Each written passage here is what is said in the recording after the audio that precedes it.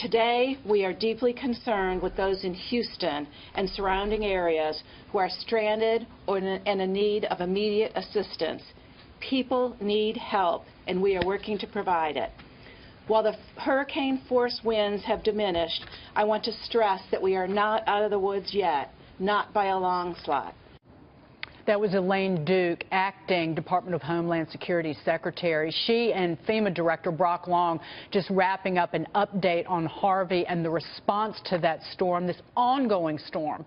Wrapping that up just moments ago. Joining us now is former Florida Congressman and Fox News contributor Colonel Allen West. Colonel, what do you, listening to that response, seeing what we've seen so far, you know, we always hesitate to jump ahead and make judgments based on the response by federal, state, and local authorities, but how do you see it right now? Well, it's good to be with you, Dagan, and hearts and prayers go out to the people just south of us up here in Dallas. And this reminds me when I was stationed at Camp Lejeune, North Carolina. If you remember back, eastern North Carolina got hit with hurricanes Dennis and Floyd. And Dennis sat on us in eastern North Carolina and went out to sea and came back and hit us again, and then was followed by Floyd. And no one could anticipate that. But what you have to start looking at, what are those additional resources and assets that you can get there and leverage from the military to help out? You know, water purification is going to be a key, asset to get there for folks, as well as prime power generation.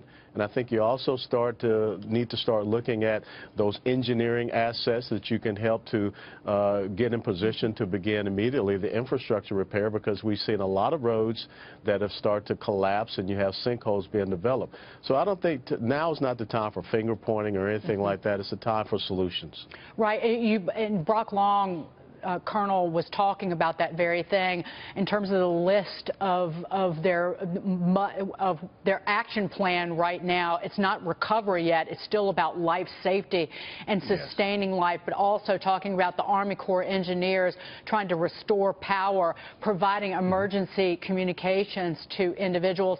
And we always focus on what government is doing, but we always overlook very often what private industry is doing in terms of getting water and food and supplies to those most in need. No, you're absolutely right, and you also heard him say that this storm is still stalled out over them, and so when you look at your aviation assets, they're flying in some very dangerous situations with winds that are still gusting between 45, maybe up to 60, 65 miles per hour. But one of the good things is, you know, one of the world's largest military installations, Fort Hood, Texas, is not that far away, so you do have a platform that you can use to get additional resources down there.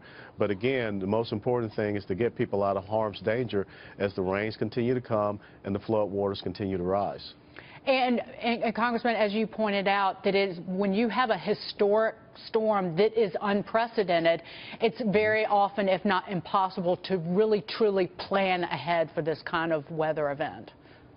No, you're absolutely right. And one of the things you have to be concerned, what we saw with Dennis, this storm could go back into the Gulf of Mexico where the waters are still warm and regenerate its power and maybe come back and hit again as maybe a Category 1, Category 2. And that was the thing that surprised us in eastern North Carolina with Hurricane Dennis. Very good point. Lieutenant Colonel Allen West, great to see you as always. Thank you so much for joining us. And again, as you point out, our prayers to the people of Texas.